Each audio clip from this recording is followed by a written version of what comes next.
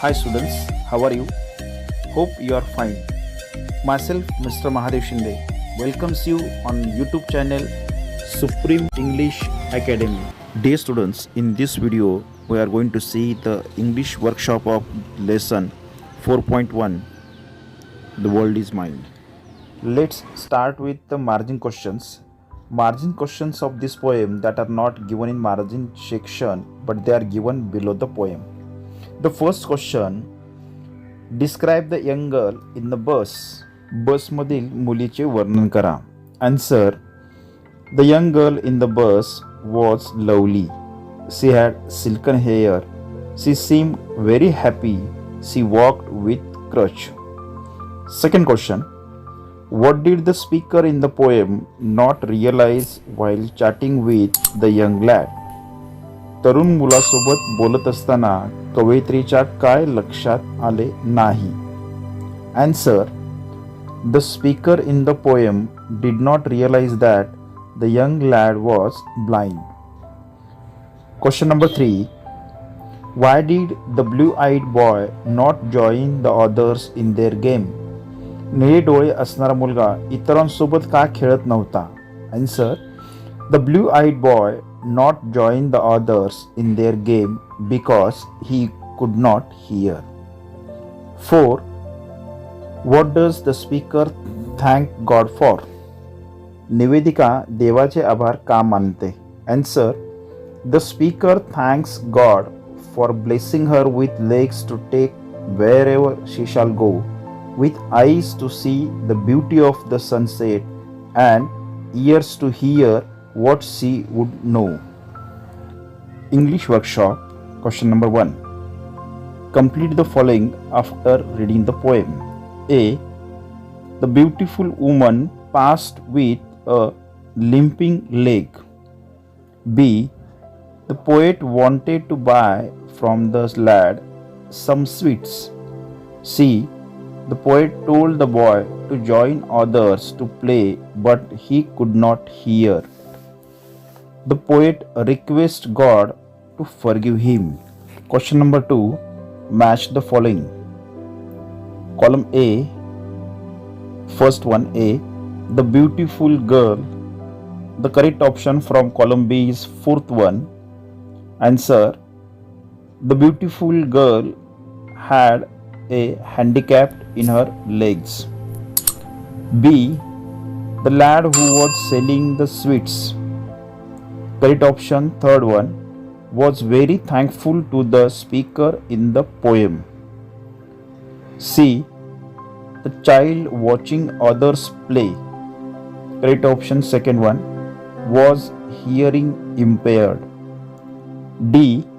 The poet says the world is mine because, correct option, first one from B, he can experience the beauty and the gifts of his life.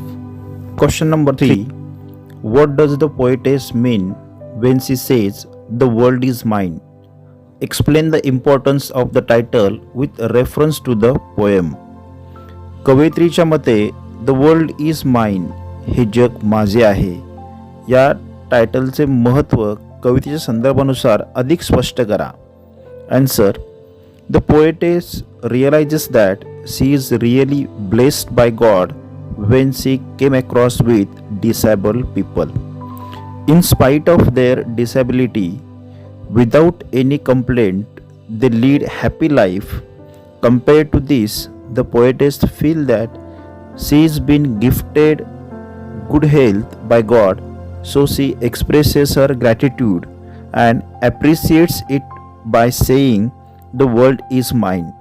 Thus, the title is appropriate. Question number 4. Answer in your own words. A. What is the theme of the poem? कवितेची मध्यवर्ती कल्पना काय आहे?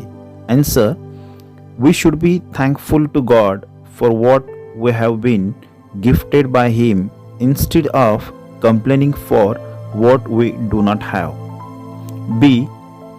Do you think people with some handicap should beg for money? Justify your response. तुम्हाला असं वाटतं का की अपंग लोकांनी भीक मागावी? तुमच्या उत्तराचं स्पष्टीकरण द्या किंवा समर्थन करा. Answer: the people with some handicap should not beg for money though they lack in one or other ability, but they are extraordinary in other ones. They should find various fields and opportunities which will suit them well and live life with respect and dignity. See what is better. काय योग्य आहे. 1. To completely take over the work and responsibility of a disabled person in order to help. दिव्यांग व्यक्तींना मदत करण्यासाठी त्यांचे काम व जबाबदारी स्वतःवर घेणे की encourage such a person to do it himself or herself in different way, justify your choice. की अशा व्यक्तींना, अशा दिव्यांग व्यक्तींना स्वतःचे काम व जबाबदारी स्वतः घ्यायला प्रोत्साहन द्याल. तुम्ही निवडलेल्या पर्यायाची शहानिशा करा.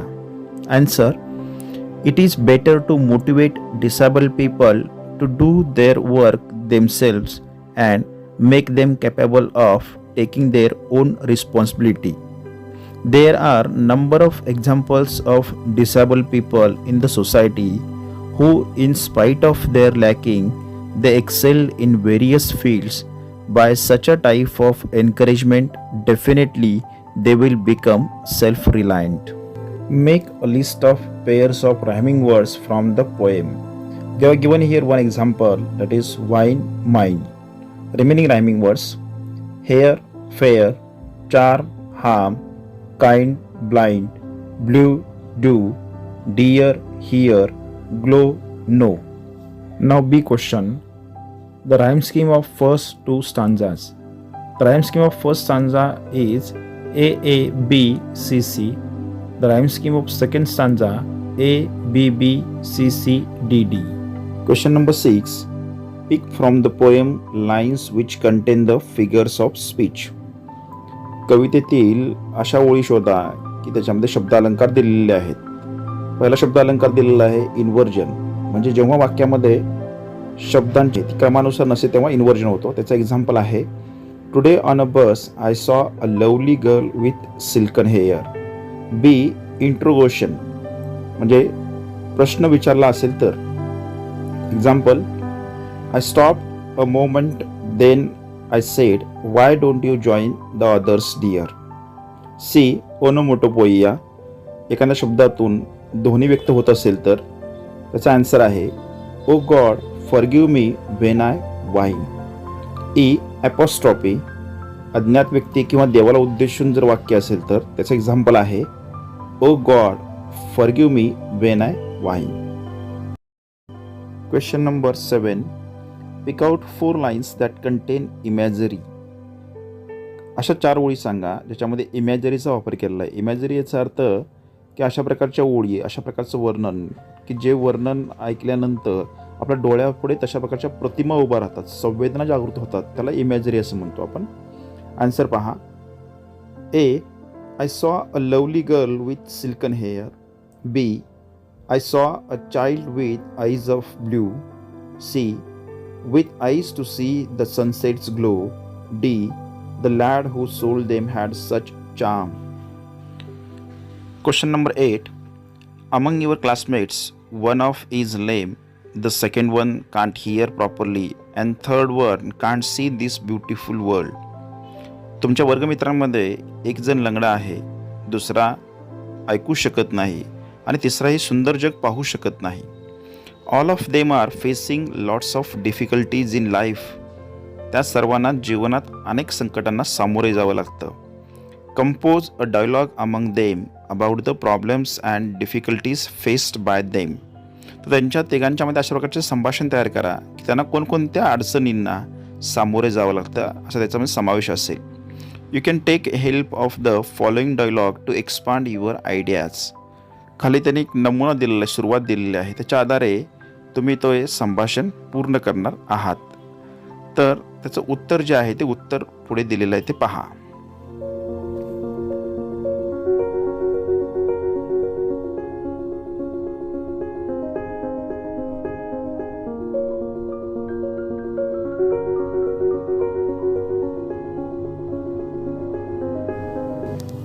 Next, question number 9.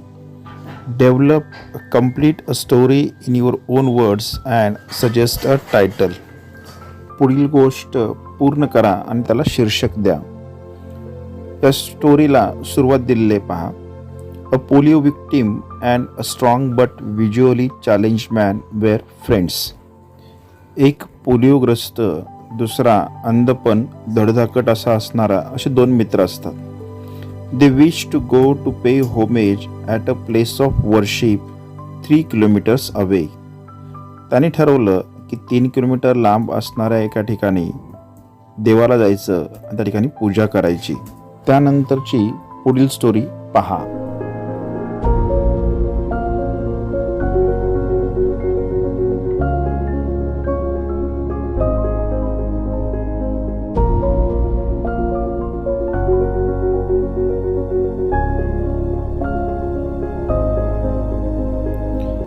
Question number 12. Write a letter to your father requesting him to attend the social and cultural gathering of your school. तुमच्या शाळेमध्ये होणाऱ्या स्नेहसंमेलनाच्या कार्यक्रमासाठी तुमच्या वडिलांना आमंत्रित करण्याचं पत्र लिहायचं आहे. Take help of the following points given below. खालील दिलेल्या मुद्द्यांचा तुम्ही उपयोग करायचा आहे, मदत घ्यायची आहे. A. Social and cultural gathering a mega event. सांस्कृतिक आणि त्याचबरोबर सामाजिक संमेलन जे आहे एक मोठा कार्यक्रम आहे. Varieties of activities conducted in the gathering. सांस्कृतिक कार्यक्रमामध्ये अनेक उपक्रमांचा समावेश आहे. C. Your participation in 2 or 3 activities. तुमचा समावेश हा 2 ते 3 घटकांमध्ये आहे. D. Need to boost your confidence. म्हणजे तुमच्या वडिलांची उपस्थिती ते आवश्यक आहे तुमचा आत्मविश्वास वाढवण्यासाठी. त्याचं उत्तर दिलेलं आहे ते पुढे पहा. धन्यवाद.